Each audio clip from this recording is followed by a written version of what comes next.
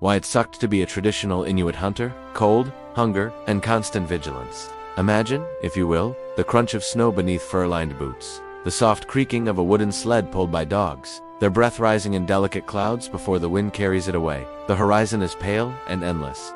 The sun sits low, never quite rising, never quite setting. This is not a place of warmth, but a place of focus. Now, imagine you are a hunter, not of sport but of survival. You rise in the blue light of morning, though morning in the Arctic can mean something quite different. In the long months of winter, the sun may not show itself at all. Instead, the sky shifts slowly between darkness and muted twilight. You dress in layers of caribou skin and sealskin boots, both expertly sewn by hand, likely by your mother, your partner, or another skilled member of your family. These garments are not decorative. They are engineered over generations to trap heat and resist wind.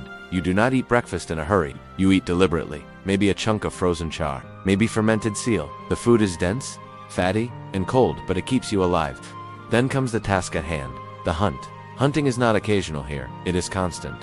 A necessity not only for food, but for clothing, tools, and trade. You are not hunting for pleasure. You are hunting for everything. Perhaps today, you are going after seal. You will find a breathing hole, a small opening in the sea ice where the seal must come to the surface for air. But it takes time. You may kneel for hours, unmoving, in wind that slices through bone. The world around you is silent, save for the distant yelp of a dog or the whisper of snow shifting. You hold a harpoon, crafted from bone and sinew, and you wait. Every breath must be shallow, every movement slow. When the moment comes, you strike. If you're successful, the seal is pulled through the hole with quiet ceremony. It will feed your family for days. Its blubber will burn and you'll collect a stone oil lamp. Its skin will become boots. Nothing will be wasted. But not every hunt ends this way. Sometimes the seal escapes. Sometimes the hole freezes over. Sometimes you lose your footing in an unseen crack in the ice. And sometimes you go home empty-handed. In summer, the hunt changes. You might travel by kayak, across waters still edged with ice, or stalk caribou, migrating through tundra.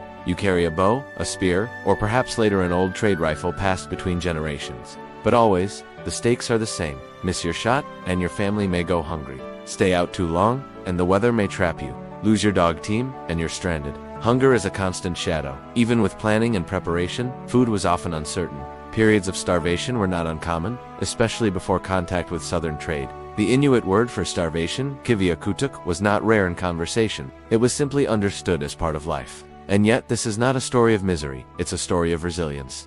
The hunter's life was hard, yes, but it was also filled with pride, skill, knowledge, a sense of duty to the community. There was no room for individual glory. Each hunt was a thread in the fabric of survival. Children watched, learned, played with miniature harpoons, and practiced silently beside their elders. Women prepared the skins, the meat, the tools. Men learned to read snow like a map.